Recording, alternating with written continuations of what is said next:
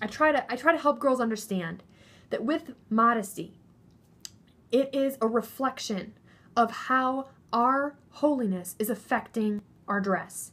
It is showing how seriously we take our worship, that it affects how we look. That is practicing righteousness. And men have to do that too, not just in modesty, but in every area. This goes back to the issue of how far is too far versus how holy can I be. What is that man asking? There are a lot of cute guys out there who go to church and he's real great and he plays the guitar in the worship band and he might just be the sweetest, cutest, most darling thing you've ever seen. But if he doesn't practice righteousness, he will never be able to love you the way God has designed love to be, based on sacrifice and commitment, because practicing righteousness requires sacrifice and commitment. So that's what you need to look for. And go down the rest of that list in Psalm 15 and you can use that as a guide.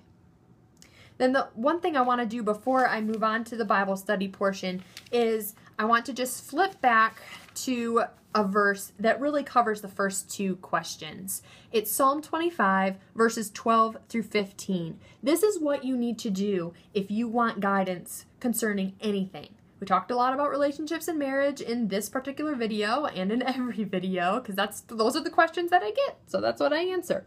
But this is your guide. Who is the person who fears the Lord? God will show her the way she should choose. She will live a good life, and her descendants will inherit the land.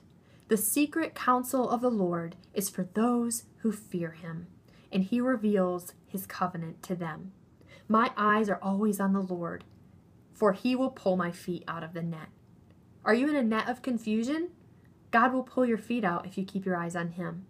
The secret counsel, the guidance of the Lord, is for those who reverence him. So have faith in him, walk this journey with him, love him. And here's how you can do that. Bible study. My post about Bible study, I think, is still on my main page. You can scroll down to the bottom. I think it's called When the Living Word Feels Dry. It has some tips and ideas for how to study the Bible. And I just want to mention something that's very popular is my journal Bible right here. See if you can see that. So it's a Bible I got at Lifeway. It has journaling along the sides, which I think is fantastic because I like to write a lot. And then I also use commentaries. And I use the inductive Bible study method as well as the creative Bible study method. And I encourage you to Google those. They'll come right up. And you can see how to go into detail on the passages you're studying, because that's so important to come and draw close to God.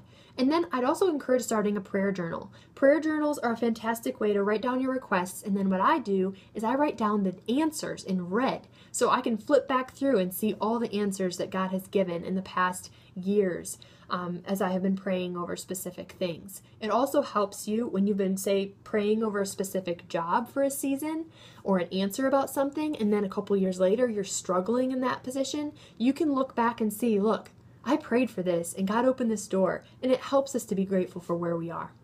So anyway, this is the longest video I've ever done in my life, so I should probably end it. But thank you for sticking through this whole thing. I appreciate you girls so much for your readership, for your emails, just for being able to know you, and I hope you're encouraged this evening. God bless.